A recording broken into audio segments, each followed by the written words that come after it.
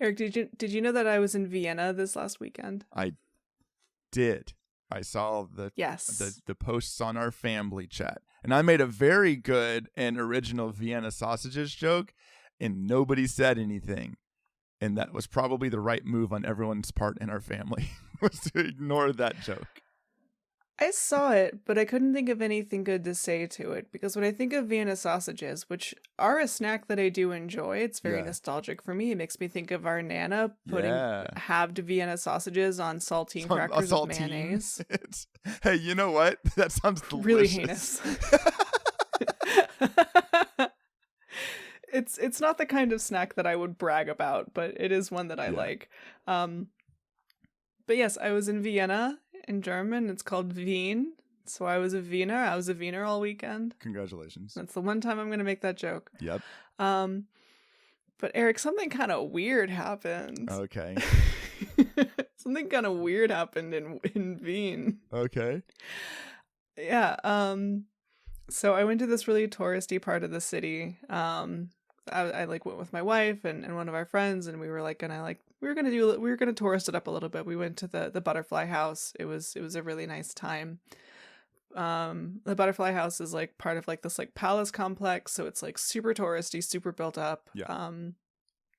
And I'm like looking at a map, and this guy like walks up to me and he says, in Italian, "Parli italiano?" Do you speak Italian? He said in Italian, no. No. I do not. I don't speak a word of Italian. Yeah. But you know, through a mixture of context clues and a vague familiarity with Romance languages, you know, like I'm able to like I'm picking up what he's putting down. So he's like, Sure, "Do you speak Italian?" I'm like, "No." And I say English oder Deutsch, and he's like, "No. Parlo solo italiano." I just speak Italian. Okay. And I was like, "Oh." Cool. He was like, "Quindi non parli italiano?" So no Italian. And I say, no. And he says, "Perché no?" Why not? And you're like, oh, I know that one. It's a Pokemon. How do you respond to why not? Why do you not speak Italian? Did you say I took French in high school and didn't learn that either? Did you take out your phone? Well, I wanted to say because we're in Austria. Yeah. But I'm a little flabbergasted by Rome. this. And then he just goes and then he just says, still in Italian, he says, "È una lingua bellissima." It's a beautiful language. Okay. I say, Which is I know. a pickup line. Okay, got it. Okay, hey Frankie, what did he want? What do you think he wanted? Did he need help, or did he want you, or was he hungry? I'm pretty sure he wanted help. I think he needed help finding something. Yeah. Because I struggle to think of any man who would look at this and not just immediately assume. Listen, all right, some men are attracted to lesbians. It's a curse. It's a problem. I have met men who were really attracted to lesbians. I've met men who are really into just being rejected. Yeah. That's all fine. I really think he was just like, I need a Vienna sausage. He was like, a Vin sausage. Vin. He was like, which of these buildings has the bathroom in it? Like something like that. And you took out your phone and you I never typed got into my Google answer. Translate and you said, anything's a bathroom if you put your mind to it, and you walked away. In Berlin, the whole city's a bathroom, but Vienna seems to be a little bit nicer. You got piss in the brain. But I never got my answer. Oh man, he just like walked away to find someone else. Yeah. He said All it's right. a beautiful language in Italian. I said I know, and he just went like, oh, and then he just walks away.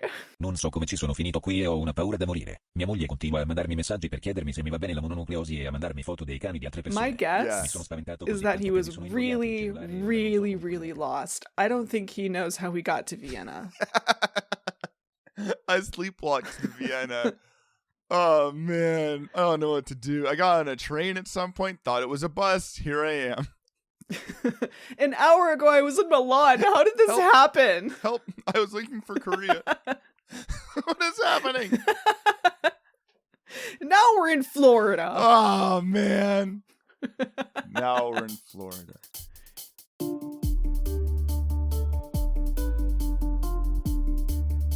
Polydactyl.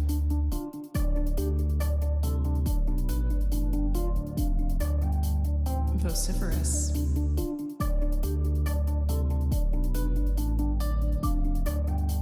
Bombastic.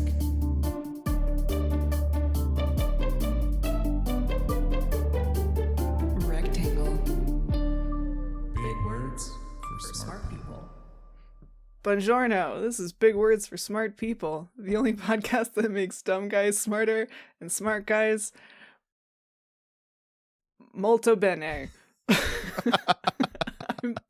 I'm Frankie. My pronouns are they, them. I'm Eric. My pronouns are he, him, and I'm going to leave that incredibly long gap as you try to remember another thing in Italian. In the final any cut Italian of the word that isn't podcast. food. Come on, just Come one come of them. It's so low-hanging fruit. Spaghetti. No, damn it. Try again. Oh, what did they say in that Muzzy commercial that I saw in 1999? Molto bene. You were deeply into F1 long enough. You should have at least a couple of Italian phrases just lodged deep in your cortex. Funnily enough, my favorite F1 driver is from not Morocco. Yeah. Sounds like Morocco. Okay. With all the oh, that's casinos. Morocco. It's got all the casinos. Okay. Oh no. All right. So, moving on. Oh no. Cut Oh, that. Man. Oh man, I might. We'll see. They're gonna know I'm the dumb guy. I'm getting made smarter. Yeah. Oh man, this man can't make me smarter. I don't even words got him. Don't even got words. It's the blind leading the blind here, folks. Into a new word, Frankie. I'm gonna make it even worse because my word for the day I couldn't find on Merriam-Webster's dictionary. So That's fucked up. yeah, it's kind of messed up. Friendship over with Merriam-Webster. Oh, jeez. More of a concept than a word. We're really just doing Calvin Ball with this whole like podcast rules thing, man. Oh, what are the podcast police going to come and arrest us, put us in podcast jail? Yeah, they're going to be like, we've got too many of them. White dudes doing podcasts. You guys are out. Find someone new. we have, look, we're queer. It's fine. It's queer enough. We have a little sign at the door that says, don't knock, we're queer. And that way you don't have to worry about our podcast. We don't know anything Not about gay. crypto. Can't explain it to you. So we're good. Frankie, do you want a word? Do you want a word for the podcast for this week? The word for the week. Yeah. Okay. Yep. But Yep. first, it was kind of chilly this morning, and so I made my cup of coffee after my wife and son headed off to take him to school, and I went and stood on the front porch, and I wore my new sweater because it was nice and cozy. It rained yesterday, so it was a little foggy in the distance, and so it was a little muffled, you know, like when it gets foggy, and it was early enough out that there was still dew on the ground, and I sat down a little bit. The chair was cold, but I sat down for a little bit, and I've been cleaning out the front garden bed a lot, so like all that earth is freshly tilled, so like it just smelled kind of like wet earth and fresh foliage, and it was really pleasant. And I noticed that the hanging basket we got for my wife for Mother's Day, there's a pair of finches that are trying to set up a little nest in there, and they were flitting back and forth and singing. And I noticed that the cats don't like it. They spend a lot of time sitting in the windows. I think they either hate it or they really love it. But It's hard to say. You know, and a woodpecker hopped down the length of the oak tree out front. And it was still early enough in the day that no one had started mowing yet. And it was just a really nice way to start my day. I just wanted to shut up and be taken on that journey. That was really beautiful. Thank you. The word of the week is ma. Oh God, what are you doing? Me? Ma. M-A. Ma. M-A. Do you know what? Okay. Do you know what ma is, or what the principle, the concept of ma is? I don't, but I have a hunch as to why you're doing this word now. Why is that? Because of Mother's Day? Happy Mother's Day, No. everyone. Oh yeah. So by the way, Frankie, this episode's coming out like a solid 2 weeks after Mother's Day. You gotta call Mom right now. Oh man. I just remembered that Mother's Day has already happened. Yeah, dude. You gotta go. That explains why her mother kept calling me like, is Frankie mad? Are they okay? I did call her mom. You did. I told her Happy Mother's Day. I sent her a song about moms like I do every year, and I bought her Balatro. Which was a great gift, by the way. I hope, hey, Mom, if you haven't played it yet, play Balatro. You're going to love it for how much you love cribbage. Mom, okay. Put in the comments how much you're enjoying Balatro. Please leave a comment on one of our videos or episodes. Okay, so Frankie, the concept of ma is a Japanese concept. Ma. Okay. Yes, and this was not a goof. This is a genuine thing that I'm very interested in. So I'm not building up to a punchline, I promise. But oh, good. It's not her suit part 2. His suit. So because it's a concept and not a word per se, I had to go to Wikipedia for a good definition, but we'll kind of explore the concept. In modern interpretations of traditional Japanese arts and culture, ma is an artistic interpretation of an empty space, often holding as much importance as the rest of the artwork and focusing the viewer on the intention of negative space in the art piece. Though commonly used to refer to literal visible negative space, like you would see in a painting, ma also can refer to the perception of a space, gap, or interval without necessarily requiring a physical compositional element. This results in the concept of ma being less reliant on the existence of a gap and more closely related to the perception of a gap. Which is to say that ma is the concept of emptiness or absence or space as a way of highlighting things that take up that space. An example of that, like it's pretty cool. It's a lot like the same kind of like roots as like the wabi-sabi style, like beauty and the chaos sort of thing. But this is a principle that really emphasizes like embracing and enjoying the gap or the emptiness or like the down between high points, right? You see ma come up in like ikebana a lot, if you know what ikebana is. Ikebana. I'm not Japanese. I'm sorry, y'all. Is that flower arranging? It's flower arranging. Oh my god! I'm a genius. I'm the smart guy being made more smarter. Yeah, ikebana is flower arranging, and that's also an emphasis on like the space around the flower is just as important as the flower itself. You see the same thing in like sumi-e paintings as well. Like there's like really cool ink brush paintings where like the canvas has a lot of void, and that's on purpose. Yeah. It's a really cool. So I'm gonna drop some quotes and then we'll kind of explore it a little bit. Hayao Miyazaki, who is famous for making so many things. Yeah, so many. Howl's Moving Castle, My Neighbor Totoro, Spirited Away. So good. All of those. Like he in an interview once spoke about ma, and I just want to read his quote real quick. He said, "We have a word for that in Japanese. It's called ma, emptiness. It's there intentionally." And then he clapped his hands. He said, "The time in between my clapping is ma. If you just have nonstop action with no breathing space at all, it's just busyness. But if you take a moment, then the tension building in the film can grow into a wider dimension. If you just have constant tension at 80 degrees all the time, you just get numb." And I wanted to bring this word up because, yeah, man, like, and we like in our current like constant push for optimization for everything to always be engaging all the time, everything lives at 80%. And to your point, especially shows targeted towards children like Cocomelon. Cocomelon. As they call it in Italia. But also like action movies, right? And like lots of and I'm a sucker for action movies. I love a bad action movie, but they do kind of lack those, like, oftentimes they lack those like moments of downtime that make you understand why you care about the thing to begin with. Yeah. Dude, people get mad at me when I say this, but I think action movies overall, I mean, there's exceptions to this, of course, but generally they are so boring to me. Yes, I know you think I'm not going to stamp that because I don't think they're boring, but I get it. I understand. Like, even more so, like, thinking in this way, I understand why you don't like them.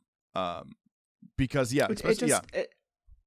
there's really very little room to breathe, and like even like the low points are just like, that's where you establish like the stakes, and like it's always like these like really heavy conversations that are like setting up the action, and it's never just like, or it's people talking it around it and they never actually say the thing that's going to happen, because if they did, that whole scene would take 10 seconds and they need to give people more time to go to the bathroom. So they have to talk around it instead. Have you ever noticed how those conversations in movies last exactly as long as it takes to smoke one cigarette? Just exactly one pee or cigarette breaks worth of dramatic tension and character development before they go back to jumping cars across the Dubai buildings. You know, dude, that's not even a joke. There's one of the Fast and Furious movies where they drive a car. You know the big trio of buildings in Dubai that you see whenever they do like a panning shot of Dubai. They jump a car all the way to the ground by jumping from building to building. And I love the Fast and Furious movies because they don't do this, because they're not trying to do this. They're just trying to be like Cocomelon for adults and just like entertain your brain for a couple of hours. I haven't watched that movie, but I think they talked about it on Kill James Bond. This is the part of the episode where I talk about a better podcast. This is the part of the episode that Eric cuts out because please don't leave us. You can love more than one podcast. It's okay. I'm not the jealous type. Okay. Eric is. Oh, very much so. It actually was thinking about anime recently, because like some of the animes I've really enjoyed watching have embraced this principle of more. Like, I know it's the hotness and you are like genetically predisposed to not like anything that other people like at the same time. But have you watched Reuben yet? No. Oh, dude. This is the first time I've heard of it, honestly. Okay. I'm out of the loop, man. Two things. One thing, you should watch it. Two things. If you need it, I'll give you my Crunchyroll information if it'll work in your country. But Frieren is like this. I'm not going to go into this is not our anime chat, but the elevator pitch is that it's a high fantasy anime that takes place after the big bad villain's been defeated. But the main character is an elf, so she lives forever. And so it's kind of like living in the aftermath of this heroic journey.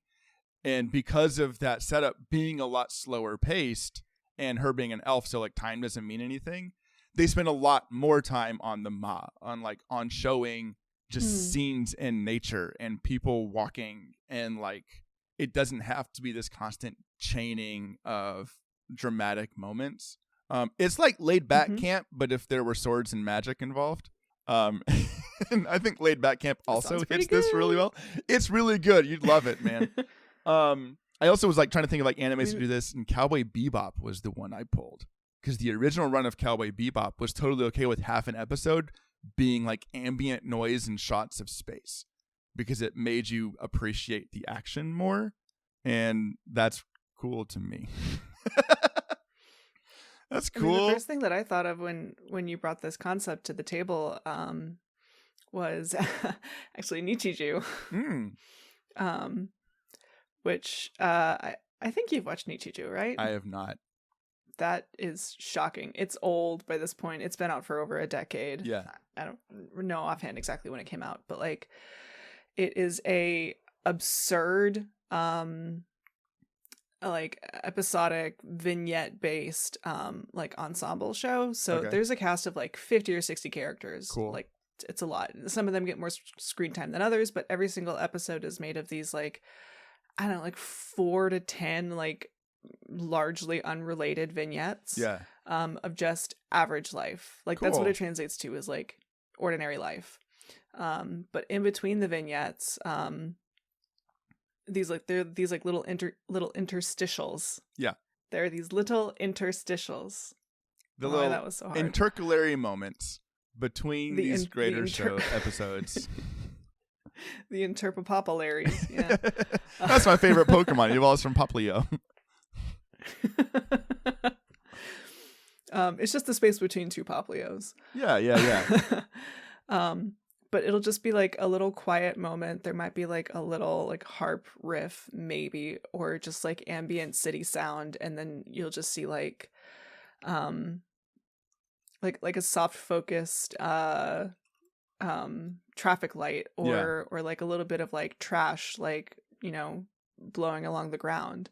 And in this like really like over the top, like larger than life, absolutely insane, ridiculous show, just these little moments of quiet, I don't know, it makes it feel really grounded. It's a very like, it feels very real and very alive, despite just how ridiculous it is. For sure. I think I appreciate when things have the space to like either the space to or the intentional design choice to embrace the ma and to like help you understand. It can't all be high points, or it would just be a steady line, and that's boring. I think video games are doing this really well recently too. I mean, some games, the first thought I had was the Ghost of series, so Ghost of Tsushima and Ghost of Yotai, which is an American development company writing a love letter to Japanese fiction. What they do within the game is in addition to like running around and using a sword to cut down enemy Mongols and people who are destroying the island, like there are mechanical reasons to have you stop and play music or write haikus or paint sumi paintings, to where like it forces you to slow down.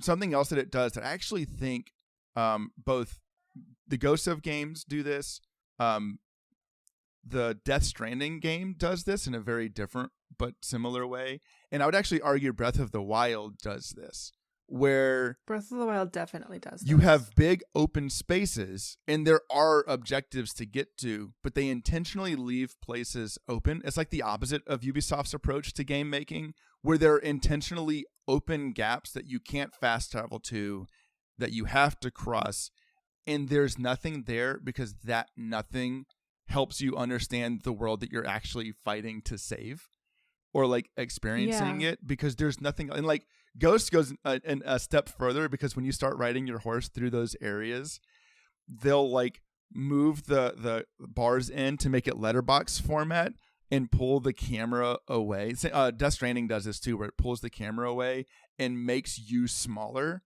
so that you experience the ma more. And like your attention is pulled to the nothing that's there, because that's where you go like, I feel attached to this place and I experience this world in a way that if I was just like hopping from landmark to landmark and daisy chaining enemies together, which is a different kind of game, like I would not get that feeling, right? And I think that's really, really cool. And I think people experience it and they like grow attached to these games without knowing that like that's why. And that's also why you shouldn't listen to anybody on Reddit who complains about a world map feeling empty. Shadow of the Colossus. People on Reddit. Hey, people on Reddit are good for practical advice. Do not listen to people on Reddit when it comes to anything opinion based, because wow. What's the developer quote? Like there's a game developer quote of like, listen to your community to figure out what the bugs are, and don't listen to any of their solutions to those bugs, because they will have the worst ideas, but they're probably right that something is wrong. I think Shadow of the Colossus was way ahead of its time, in that like there aren't other things. You just experience the world to get to these giant things, and then you kill them, and it's a masterpiece. But I think video games are able to do that, where like a lot of like modern AAA movies and things can't, because they're like, you can attach mechanics to the travel and you can attach mechanics to the space, and you can allocate the time necessary, that if you're trying to crank out an 85-minute blockbuster action movie, you can't. You don't have You don't. I mean, you should, but it's really hard to convince the board of directors to let you do that or whatever it is. Dude, not to get all we live in a society, but I think part of the reason why video games can do that more easily is because it keeps your hands busy. Yep. If you reach a low point in a movie, like, God, it has taken months for me to break the habit of second screening when I'm watching a movie or a TV show. Yeah. Oh yeah, that's one of the reasons that we enjoy watching animes, because we watch it the right way, so we have to read it. I can't look at my phone at the same time. And like modern like short form video content, which I actively avoid as much as I possibly can. But like the all of that's bled into the development of ads now, because people make ads. Yeah. And I'll get to this tangent in a second, but like there's a trend in short form video content where people edit out the space between sentences. Like I can't even stop talking long enough. Like you can't blink for a second. There is no like it is only boom, boom, boom, boom, boom. And it's always some soft spoken millennial or somebody talking into a microphone. But that's awful. And like that is like really kind of like epitomizes this removal of any excess to optimize the delivery of information in a way that is so overloading you can't take it in. It becomes white noise. But it's also white noise that like old man yells at clouds here. Our young people are consuming constantly, you know? I mean, there's just so many things that are constantly fighting for your attention. Yeah. And jokes on those things. Put, my brain is I have ADHD. I'm always thinking about Pokémon a little bit no matter what. So they're never getting all the way in here. Yeah, but having ADHD, I think, makes you more susceptible to these kinds of things. Oh, right? yeah, for sure. You have to be very intentional about it. And like, I don't think that the burden of responsibility should necessarily be on like consumers, social media consumers, or I don't know, people just trying to fucking navigate through the world right now. But like, you know, I'm not going to stay on this soapbox for too long, but like eventually you have to like make a conscious decision to take control of your attention and to like think of it as like a finite resource. And if something isn't worth your attention, you got to stop. Yeah, you got to cut it. Because there's always going to be other things asking for it. Yeah, there's other things. And there's things you like. So actually, tie it back to having a child. Having a kid makes you very aware of this. Because there's some children's content that is designed to cut out the gaps between sentences, levels of attention grabbing. Hey, Reuben. Speaking of attention grabbing. Come on, Reuben. Embrace the buddy. But because like my wife and I are always on the hunt for like, okay, is this good or is this going to like melt my child's brain? We're very aware of it for ourselves as well. It's the same reason like why I took up cross stitch, of like things that can give space without like while keeping my like brain a little bit busy. Because like you said, ADHD, I can put my phone and just be like, let's just be in the moment, but I can't really. Like I try to. That's why I think there's also things that like have you experienced a phenomenon where you'll take a shower and all of a sudden you're able to like piece together an entire story or figure out like coding like you take a shower and all of a sudden your brain starts putting everything together, and that's because you're forcing yourself to enjoy and like to take time in the absence. Yeah, definitely. And that's what happens. And not only are you like, I think it's a mixture of like not only in that like you're not like giving yourself other like stimulus and other noise, but also like you are giving like your brain like that space as well. Like you're not thinking about your problem anymore, but like that's when the real genius comes in. I suck at coding. I'm bad at it. I don't know what I'm doing. It takes me a very long time to do very simple things, but like anytime I'm stuck on something like real bad, like taking a shower will do the trick. Oh yeah, that's what you do. My son has discovered. Hey, did I tell you my son discovered showers? Yes. I did. I think it was last episode. I think one of the reasons he likes them though is because he doesn't nap anymore, And he's 4, so his brain is exploding. Like, it is Mm-hmm. always going off 24/7. So anything that forces him to just like chill the fuck out for a second, like if you can get him in there, he loves it. It's the same reason like we stopped doing nap time, because he doesn't nap, but we do quiet time together. And quiet time is a nice way of like giving that giving that space for his brain to just chill out for a second.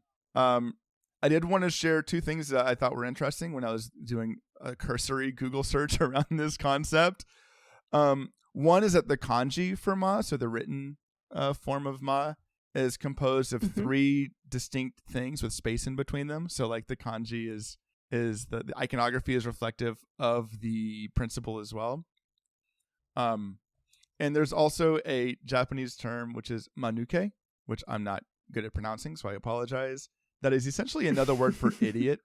But it's someone who misses the space or rhythm of a situation. It's someone who gets too close to people, like who doesn't understand the value of space as an idiot. Oh, so it's like this Aki.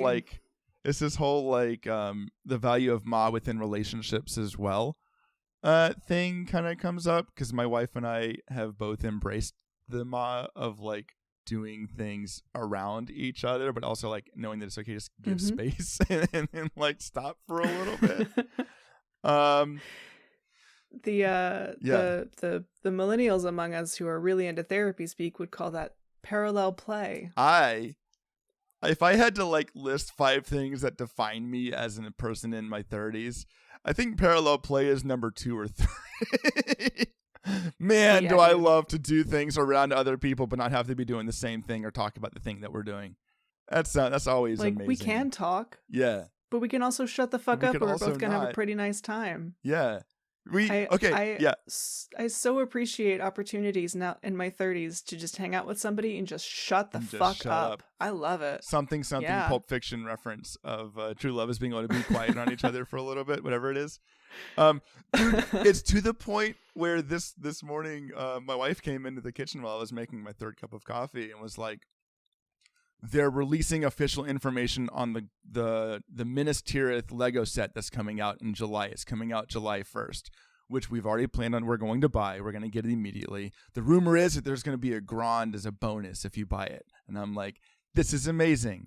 And then they were like, there's going to be a dev talk where people who make, like the designers for this Lego set are going to talk about their thought processes in making this Lego set. And I was like, ooh, save that video. That's perfect for when we both do our own thing tonight after watching something together, so we can have something in the background we don't have to pay attention to. Like, we've planned our parallel play like 16 hours in advance. Like, That sounds really cool. That sounds like a really cool Lego set. dude, It don't Google has how to, much it's going to cost. Don't do it. I'm guessing it costs about as much as a 2016 Skoda Twingo. It costs exactly as much as a That's a PlayStation car. a PlayStation 5 in 2026. Holy shit, dude. Lego, what are you doing? Oh man, I mean, it's working. The story here is not important.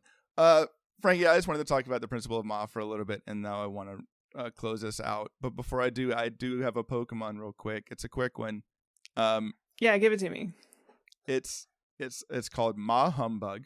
Cute. Thank you. It is a normal bug type. It's one of those times where we get normal like mixed with another typing, which is pretty rare. And it's a Pokemon. It's the second form of another Pokemon that I haven't named yet, but its final form is a cocoon shape because it's just chilling out in its cocoon and doesn't want to evolve. Again, and it's just like enjoying its peace and just likes to hang out on the sides of trees and just be left alone. And it gets angry and yells at people who come and disrupt its peace. And that's where the normal comes in, because sound Pokemon tend to have normal typings. I want to hang out with this guy and not talk. And not just hang out, just like hang out with the Mahumbug. Yeah. They are put up an Eno hammock. Yeah. And just shut up. Yeah, exactly. They do not like Loudreds and are constantly annoyed, and they don't do anything about it because they're kind of in a cocoon, but they like to give side eye and angry face at Loudreds and other noisy Pokemon. Yeah, there it is. That's our Pokemon for the day. I love it. Yeah, I want one. Yeah. If you like what we do, check us out on Discord. Check us out on YouTube. Tell your friends. Tell your family. Like explore the role of podcasts in the empty spaces in your life. Yes, there it is. What's that buzzing sound in the silence? Why, it's our bees. Our wonderful bees are done by Lava Salmon. And you can find her info in the show notes below. Thank you, Lava Salmon. Thanks, Lava Salmon. I'm still taking us home. You're not doing this. No, I forgot I'm supposed to say the other Deal part, so you can still do it. Thanks for picking up.